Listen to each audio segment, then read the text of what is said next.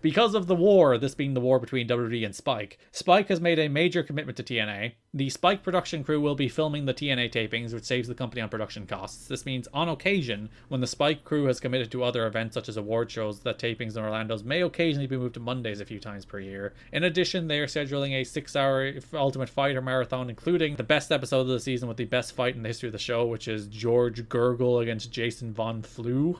That's not real. Those aren't real people. Basically, they're doing a marathon that has like cutaways to TNA personalities promoting the product, and they're really getting behind TNA. So at this point, have Spike already taken over filming TNA? I think from first taping, yeah. So you're like, Spike, white balance your cameras, boys.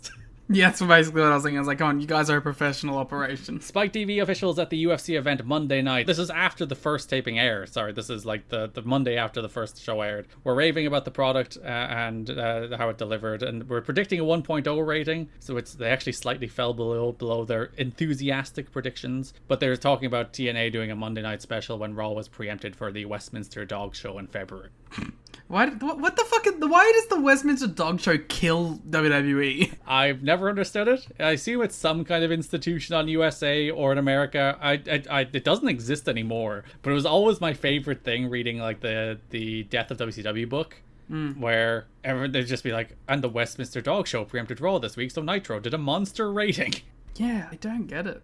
In a major sign of confidence by Spike TV and TNA, after 3 weeks of solid ratings, Spike TV will be giving TNA a primetime special on November 3rd. That's on a Thursday at 9 p.m. Eastern Time. The 2-hour broadcast was taped on the taping right after Bound for Glory. So Spike is already like testing the waters with giving them like a better time slot on a better day. I mean, they see this as a runaway success for what they paid for it, clearly. Like Spike are like, all in.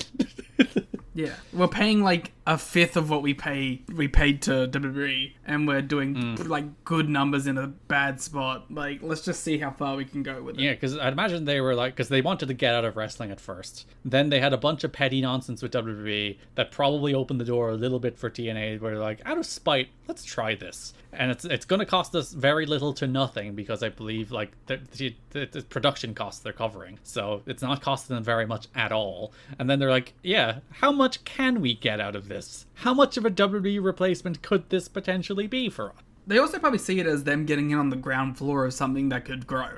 Their own institution. One of the reasons they did the special Thursday night episode is because the regular Saturday night episode would have been preempted for a UFC card. So they're like, instead of moving it to 1 a.m., or let's just put them in primetime on Thursday and see how it goes. Yeah. There's a lot of moving it about and testing new out at this point. Yeah, and it kind of like, I don't know, ominous sign.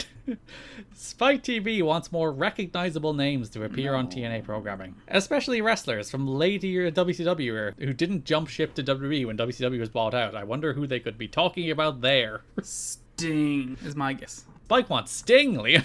The members of management who were aware of the direction TNA needs to take in order to be a true alternative with solid wrestling and compelling characters are rolling their eyes at Spike's latest trigger-happy attempt to push TNA into a more sports entertainment niche because they only know wrestling through a WWE mindset. I broadly agree with that sentiment. Which one? The idea that Spike are like trigger-happy pushing TNA out of being something that is their own towards something more like WWE with stars from yesteryear. Yeah, I agree. But I also don't think you should immediately dismiss using people who are talented or over. My bigger issue is nobody in TNA wrestling can be like, how dare they suggest such a thing?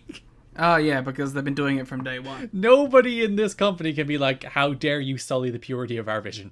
Yeah. With your suggestions of Sting. We would never book Sting. Ignore for when we book Sting.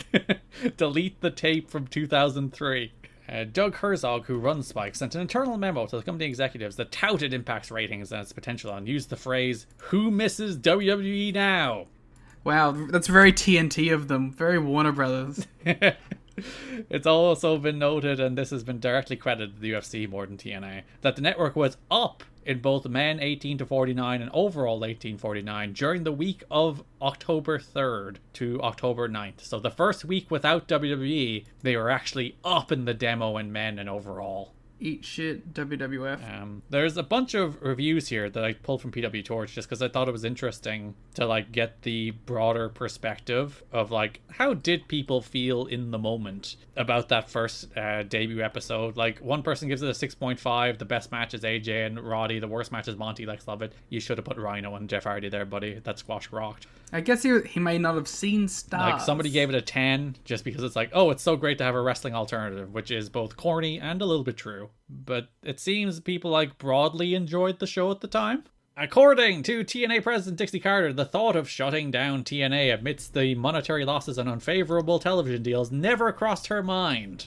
There has never been a day I felt that, Carter told Between the Ropes Radio. People have been saying we don't have a chance. You lose money when you start a new company. We have had a wonderful business plan in place that we have met or exceeded along the way. Carter confirms reports that Spike TV planned to get out of the wrestling business after working with WWE before taking interest in the TNA product. From the first meeting, they were intrigued by the uniqueness of our product, how innovative it was, how different it was from what they currently had on the air, apparently not. Carter said, they've been believers from the beginning. They're as excited about us being on Spike as we are. Carter views TNA as competition to WWE with an opportunity to bring back the 10 million viewers who stopped watching wrestling over the last 5 years. I hope they grow 2 million fans, and I hope we find the other 8, Carter said. That's what it's all about. Getting back in there and reconnecting with people who maybe got disenchanted with where wrestling was going. A couple of questions. Let's start at the start. How much do you think she believes that first part? No, 0. I think there's definitely been a day where she thought about it. It's like, can we just cut bait on this shit? Or maybe not she thought about it, but certainly her father did. Yes. The second part is one of my least favorite wrestling talking points. Getting back the 10 million viewers. Even just like the sentiment of getting back old fans.